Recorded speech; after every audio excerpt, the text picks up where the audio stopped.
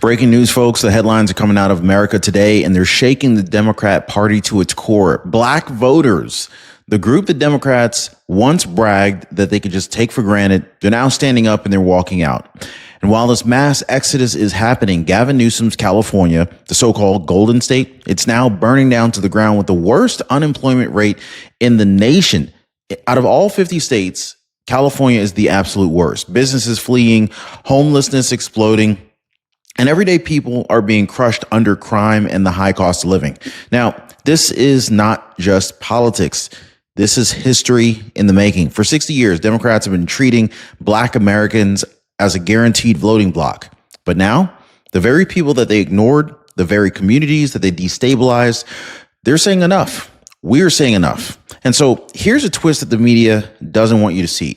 President Donald J. Trump, he isn't just listening, he's acting. So while Democrats are screaming about authoritarian takeovers and whatnot, Trump is actually protecting families. He's cleaning up the crime, and he's making sure Americans, not elites, not illegals, come first. Drop a 47 if you support President Trump. So the real question today is this. It's really simple. Is this the final straw that breaks the Democrat machine? Are Black voters really leaving for good? Or will this media spin another cover up? I'm willing to bet that they probably will, but how does California, once the crown jewel of liberal politics, become the smoking ruin that proves Trump was right all along?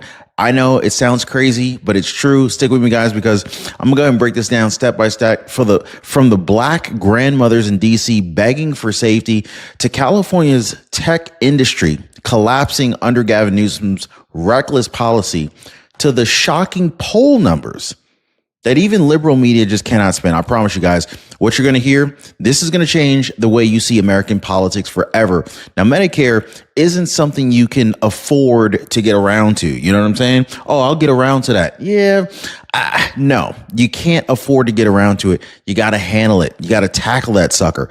Plans change every single year. Trust me. And if you wait, the window slams shut. Now, I partner with Chapter because they see these changes that are coming before you do, and they know how to lock you into the best coverage while it's still available, because some of these amazing deals that they're able to find, they're not always available, and there are strict time windows that they have to act and lock them in. So Julie in Kansas, she is now saving $400 a year. Nancy, she told me that her $600 per year savings might be the only thing that's keeping her in her home today. Folks, do not waste another minute. Think about your grandkids, all right? They don't want to see you stressed out over bills or losing the home that they grew up in and the home that they grew up visiting, okay? Do not leave this to chance. Give our friends a Chapter call right now. Phone number is down below on your screen, 909-563-8279, or hit them up on the web. There's a link in the description down below. Click that and check them out. Oh, and they're helping out my community totally free. So lock in the date, guys, because years from now, people are going to be looking back and they're going to be saying that this is the moment that the Democrat machine began to crack. Why? Because two things are happening at the exact same time, and they're both devastating for the left. First, Black voters, the most loyal base that Democrats have relied on since like the 1960s. Can anybody say Al Sharpton, right? They're saying enough and they're walking out. Second, Gavin Newsom's California, the so-called model for progressive America, it is burning to the ground as we speak, with the highest unemployment in the country. Businesses fleeing, families being crushed under crime and homelessness. I mean, it's bad. You name it. It's going on over there. So anybody think Gavin Newsom should have been fired by now or resigned? So here's the question that we have to ask ourselves today. Is this the start of a historic realignment that changes American politics forever? Or is it just another desperate Democrat spin job that the media will still try to cover up? Now, we need to go ahead and talk about a few more important topics. Let's start with this Black voter exodus, shall we? For decades, Democrats have treated Black Americans as if their votes were guaranteed. 90%, sometimes even more, voting blue every single election since the 1960s. We were suckered. They bragged about it. They built their entire political machine on it. But today, That loyalty is shattering. Why? Because Black Americans are realizing something very powerful. Donald J. Trump, he's actually listening to them. And he's talking about safety. He's talking about jobs. He's talking about protecting their families. Meanwhile, Democrats are playing identity politic games and they're siding with criminals over victims.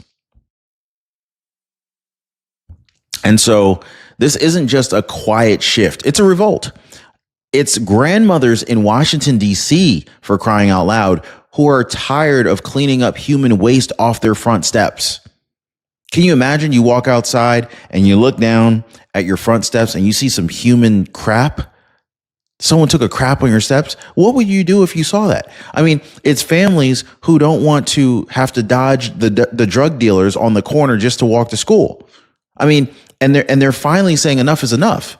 Now, ask yourself this. If Democrats lose Black America, can they even survive as a national party anymore? Or is this mass exodus the beginning of the entire collapse of the Democratic Party? Well, here's where it gets even more explosive. This revolt isn't just about voting patterns. In fact, it's about life and death in America's cities. And that takes us right into the next piece, crime and safety in Black communities. Because while elites in their gated communities, their gated neighborhoods, sip wine and lecture the rest of us about systemic racism, everyday Black families were begging for help. President Trump heard them. He strategically deployed the National Guard. He backed law enforcement. He sent a clear message. Law-abiding citizens deserve protection.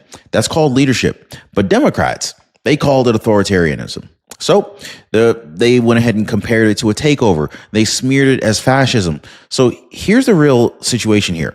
Do you side with the elites and their ivory tower rhetoric, or do you side with the mothers, the grandmothers, the working families who are living through the chaos every single day? Now, trust me, guys, it does not stop there, because once you see how Democrats betrayed these very communities, and then look at what's happening in California right under Gavin Newsom, I think that the picture becomes just crystal clear. Now, we laid out the revolt that's happening in Black communities and how crime and safety have been, it's basically reached a breaking point.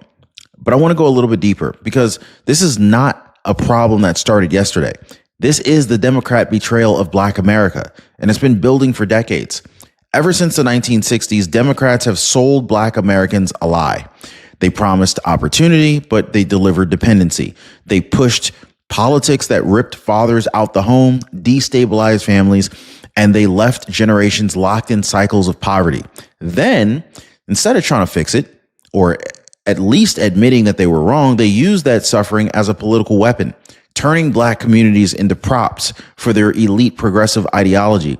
Now think about it. When crime started to spiral, did Democrats side with the victims, the law-abiding citizens who wanted safe streets? No, of course they didn't do that. They sided with the criminals. They cheered on defund the police.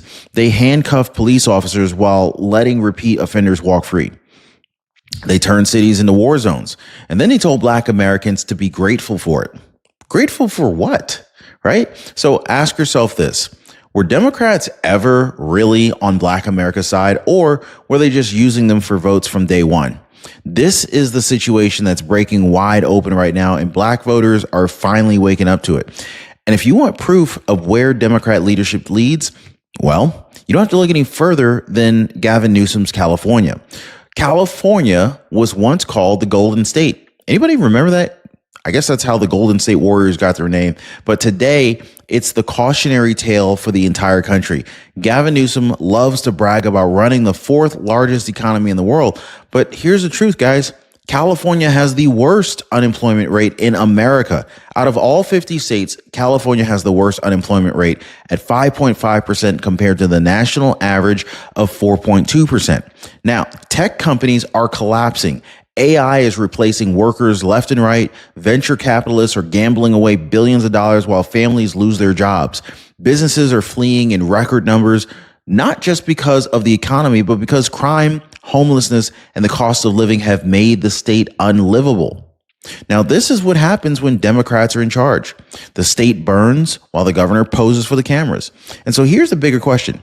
If this is the future Democrats want for America, do you really think that the rest of the country can survive it? Now, Of course, I'm going to go ahead and break down how Gavin Newsom is making it even worse than it already is, prioritizing his own political games, illegal immigrants, and wealthy donors. Meanwhile, his own people are suffering. Now, trust me, guys, once you hear what Newsom's doing, you're going to understand exactly why even Democrats are starting to turn on this guy. Now, we've seen how black voters are walking away, how California is burning under the weight of its own failures. But here's where it gets even uglier. While families suffer, Gavin Newsom is focused on one thing. He's focused on himself, guys. This is what I meant by Gavin Newsom's self-serving politics. So instead of fixing the highest unemployment rate in the nation, instead of tackling homelessness in Los Angeles or crime in San Francisco, Gavin Newsom is obsessed with fighting President Trump at every turn.